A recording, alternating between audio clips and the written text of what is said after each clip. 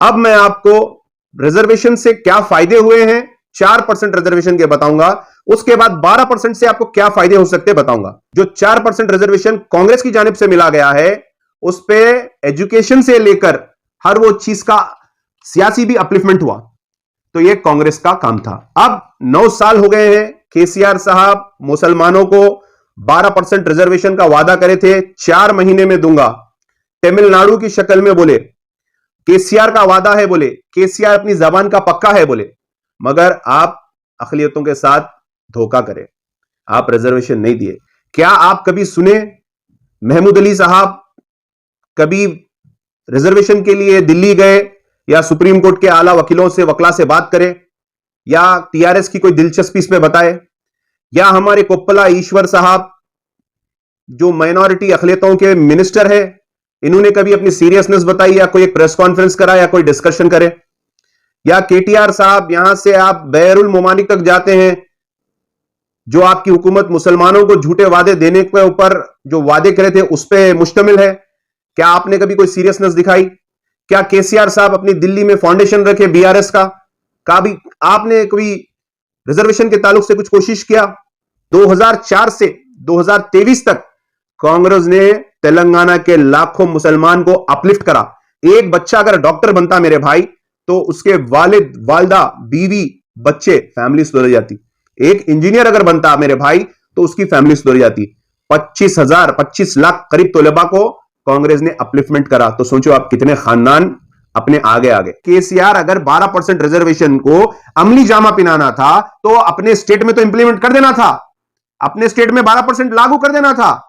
आप अवाम को सिर्फ और सिर्फ बेवकूफ बना रहे हैं, और लोग भी नहीं चाह रहे हैं, आपके साथ जो लोग हैं वो भी नहीं चाह रहे हैं कि मुसलमान अपलिफ्ट हो। मैं इतना वाजे बता दिया कि एक बीसी का बच्चा मेयर बन सकता, डिप्टी मेयर बन सकता, तो अगर 12% मिलेगा तो आप बहुत कुछ बन सकते हैं मेरे भाई, कौम की खिदमत कर सकते हैं। चापलूसी नहीं करना चाहिए, कौम की खिदमत करना चाहिए। अस्सलाम वालेकुम वरहमतुल्लाहि वबरकातुहू। आज मैं आपको 4% रिजर्वेशन से अक़लियतों को क्या फायदा हो रहा है, और अगर मजीद 12% रिजर्वेशन हमको मिलता है अक़लियतों को तो क्या फायदा होगा, यह बताऊंगा। मेरा यह वीडियो खुसूसी तेलंगाना के 33 डिस्ट्रिक्ट के नौजवानों तक पहुंचाइए आप, ताकि वो रिजर्वेशन से क्या फायदे हो रहे हैं, किन किन शोबों में फायदे हो रहे हैं, वो समझ सके और इसका फायदा उठा सके।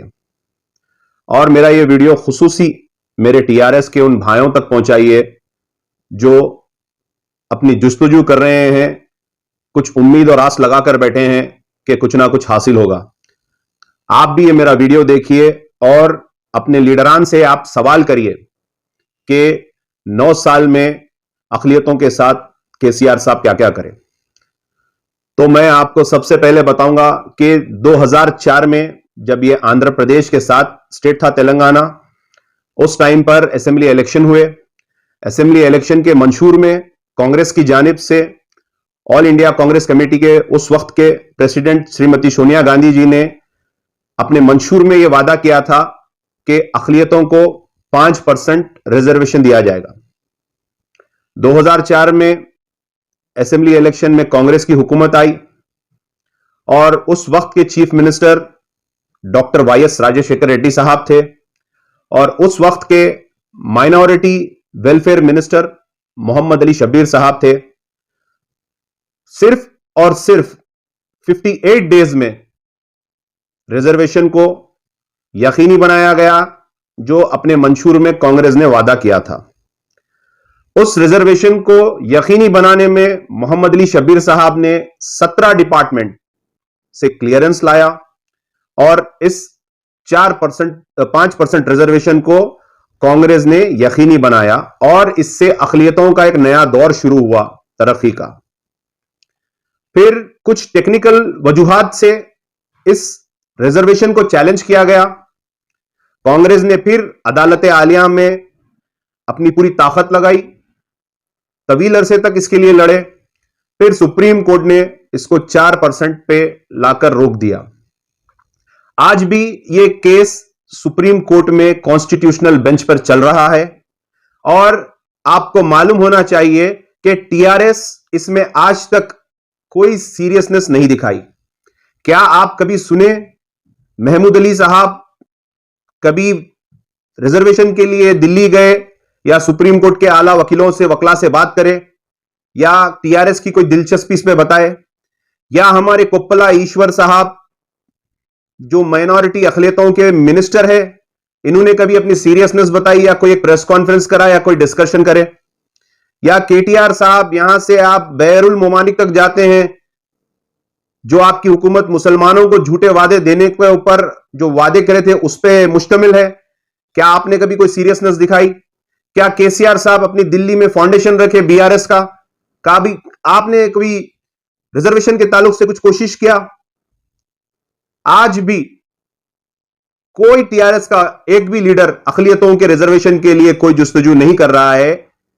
आज भी मोहम्मद अली शब्बीर साहब इस सुप्रीम कोर्ट में इस केस में इनपिल्ड होकर लड़ रहे हैं, जिसके वकील सलमान खुर्शीद साहब है। कांग्रेस की यह कोशिश है कि इस रिजर्वेशन को आखिरी दम तक बचाएंगे और अखिलियतों को इसका फायदा पहुंचाएंगे। किसी को कुछ दे के मदद करने से अच्छा अपलिफ्टमेंट उसको कुछ काबिल बना के करने से होता है, यह कांग्रेस की सोच है। अब मैं आपको रिजर्वेशन से क्या फायदे हुए हैं 4% रिजर्वेशन के बताऊंगा, उसके बाद 12% से आपको क्या फायदे हो सकते हैं बताऊंगा। 4% रिजर्वेशन से लाखों तलबा अपने अपने शोबों में एमबीबीएस, इंजीनियरिंग, एमबीए, एमसीए और मजीद प्रोफेशनल कोर्सेस में दाखिला लिए हैं, ऊंचे मुकामों पर गए हैं, गवर्नमेंट नौकरियां हासिल करे हैं, डॉक्टर्स बने हैं, इंजीनियर्स बने हैं, काफी शोबों में गए। फिर जो ग्रुप 1 के एग्जाम्स दिए हैं, इसी रिजर्वेशन से एसपी बने, सुपरिटेंडेंट ऑफ पुलिस, बड़े बड़े वकला बने हैं, डिस्ट्रिक्ट कलेक्टर बने हैं और गवर्नमेंट शोबों में अपनी नौकरी हासिल करे हैं। आज केसीआर साहब ने 80,039 नौकरियां निकाली हैं और रिजर्वेशन के थ्रू इनको मिलते हैं, देखिए आप 3,201 नौकरी, जो 4% रिजर्वेशन कांग्रेस की जानिब से अखिलियतों को दिया गया। अगर यह 12% रिजर्वेशन होता तो आज 9,604 नौकरी मिलते थे आपको। अब ना सिर्फ पढ़ाई के एतबार से एजुकेशन की तरफ रिजर्वेशन काम में आया या नौकरियों की तरफ गवर्नमेंट के काम में आया, बल्कि यह रिजर्वेशन जो कांग्रेस की जानिब से 4% दिया गया है, उससे अखिलियतों का सियासी फायदा भी हुआ है, सियासी अपलिफ्टमेंट भी हुआ है। मैं तमाम के नाम नहीं लूंगा, सिर्फ एक दो कॉर्पोरेटर्स के नाम लूंगा जो अखिलियतों के बैकवर्ड क्लास से आते हैं, हमारे भाई, और उनको रिजर्वेशन से कहां तक मुकाम मिला। साबिका में अजीमतर हैदराबाद बल्दियाई इलेक्शन हुआ है, जिसमें 150 कॉर्पोरेटर्स ने इलेक्शन कंटेस्ट किया। अगर रिजर्वेशन नहीं होता था तो सिर्फ 12 से 11 कॉर्पोरेटर्स जो जनरल कैटेगरी में जीत के आए हैं वही मिलते थे। कांग्रेस की जानिब से जो 4% रिजर्वेशन दिया गया, उसमें 43 कॉर्पोरेटर्स मुसलमान जीत के आए, जिसमें से 31 बीसीई कैटेगरी में आते हैं जो रिजर्वेशन से मिले हैं। मिसाल के तौर पे साबिका मेयर माजिद हुसैन साहब बीसीई कैटेगरी में आते हैं, आप कॉर्पोरेटर बने, फिर आप मेयर बने। यही रिजर्वेशन था जिससे अपलिफ्टमेंट हुआ हमारे नौजवानों का। फिर साबिका में जो डिप्टी मेयर थे बाबा फसीउद्दीन, आप रिजर्वेशन से आए, आप भी बीसीई कैटेगरी में आते, आप डिप्टी मेयर बने। ऐसी 31 कॉर्पोरेटर्स जो रिजर्वेशन से आए। अगर सोचिए 12% रिजर्वेशन अगर हो जाता है तो कितने कॉर्पोरेटर्स आ सकते हैं, आप इस पे तवज्जो दीजिए। मजीद यह बताना चाह रहा हूं मैं, जो 4% रिजर्वेशन कांग्रेस की जानिब से मिला गया है, उस पे एजुकेशन से लेकर हर वो चीज का सियासी भी अपलिफ्टमेंट हुआ, तो यह कांग्रेस का काम था। अब 9 साल हो गए हैं, केसीआर साहब मुसलमानों को 12% रिजर्वेशन का वादा करे थे, 4 महीने में दूंगा।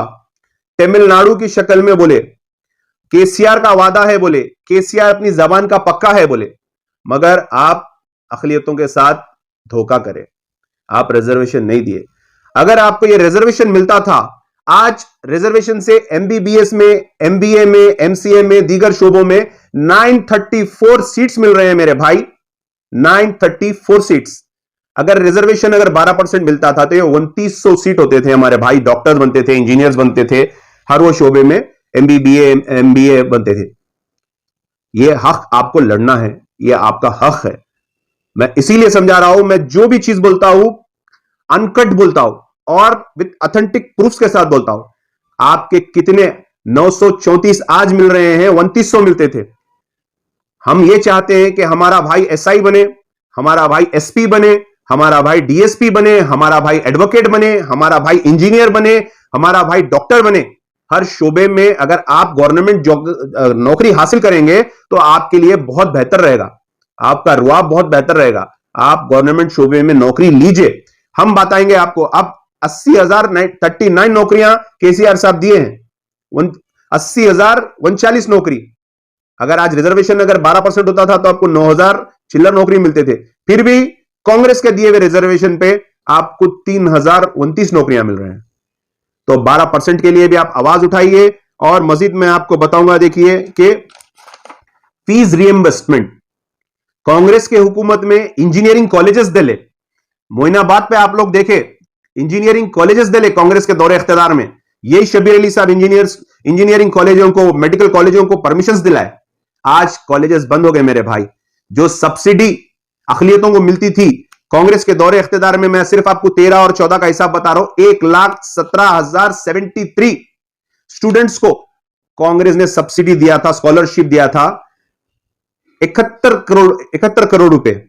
आज केसीआर साहब उसको रिड्यूस कर देके 18 करोड़ रुपए कर दिए, मतलब 50% से भी ज्यादा आप उसको कम कर दिए। आज स्कॉलरशिप मिल रही है 45,000 बच्चों को भी स्कॉलरशिप नहीं मिली। कांग्रेस के दौरे इख्तियार में 2013 और 14 का हिसाब बता रहा हूं मैं आपको। आप क्या दे रहे हैं? 49 करोड़, कांग्रेस ने 192 करोड़ दी, लिहाजा आप स्कॉलरशिप को भी रोक दिए।